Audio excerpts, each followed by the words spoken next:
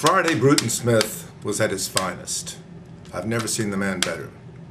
We're at Texas Motor Speedway for round 8 of the NASCAR National Cup Championship Series. It's early Sunday morning, and we're going to see if Jimmie Johnson and Jeff Gordon can continue their role, or if bad luck is finally setting their way. It's amazing that they've gone this far in the championship series without having any bad luck. Typically, in the chase, the driver's going to have a 25th place finish or worse. These guys have not finished worse than 12th or 14th. Clint Bowyer is hanging in there too, but Clint has to make a move today. He's got to make a move and pick up 50 or 60 points today and 50 or 60 points next week at Phoenix to have a good shot at the title going into Homestead. But it's all really basically on Jimmie Johnson and Jeff Gordon. If they don't make any mistakes, the race goes down to which one performs better at Homestead. I'm banking that they're both going to have at least one mistake and finish pretty badly in one of these last 3 races. Hopefully it's not Homestead. Hopefully it's before then, so we'll have some drama in Homestead instead of going down to the last lap like we did a couple of years ago with Bill Elliott leading the race and then blowing the tire come out of the second turn. I think that Jeff Gordon could be forgiven if he's a little upset with the points situation, because if this were the regular point series, the one that was good enough for about 30 years and 7 championships by the late Dale Earnhardt, he would have a 419-point lead over Jimmie Johnson right now instead of just 9 points with 3 races to go.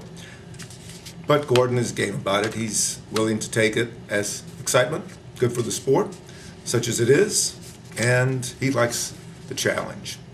In fact, he says that for the last 3 or 4 years, he's sort of been upstaged by his teammate, and that's what's made him rise to the top. This season, he's been Mr. Consistency. Jimmie Johnson has been up, down, but he's on a roll right now. Today, he's going for his 3rd straight, and he was fastest in Saturday practice. Looks pretty good. Kurt Busch could be a spoiler. Kurt runs very well here. Kurt's got his program going. There's some other spoilers in the way.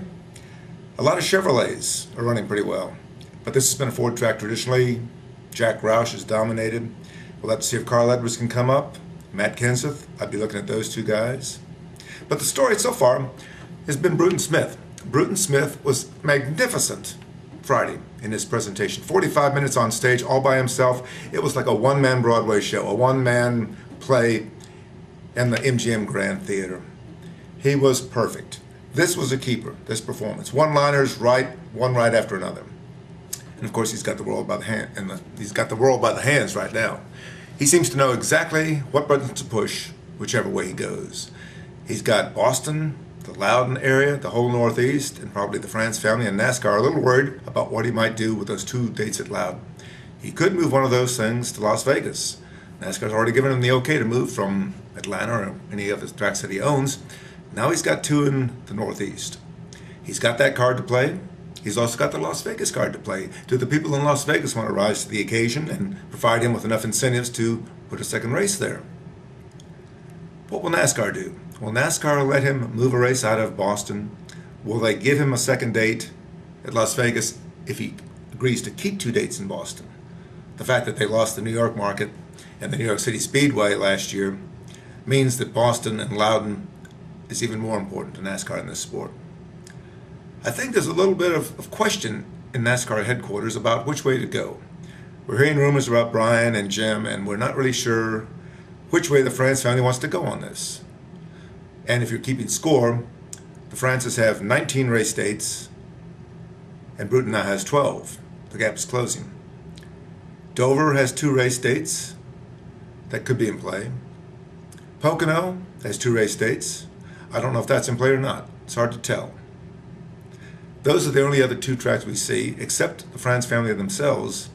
The France family itself might be willing to give up a date just to get a second race in Las Vegas.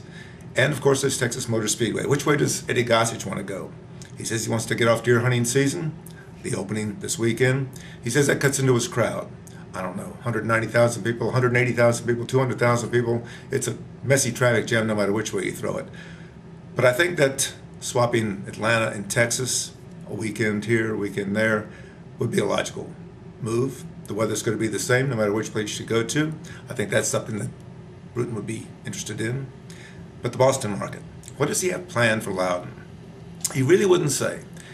he likes for us to speculate, and of course we'll be speculating on that from now to probably next July or August when they decide to set the schedule up for 2009. Apparently there won't be any changes for 2008, but we'll have to see how that goes. So that's the story from Texas Motor Speedway. Mike Mulhern for the Winston-Salem Journal.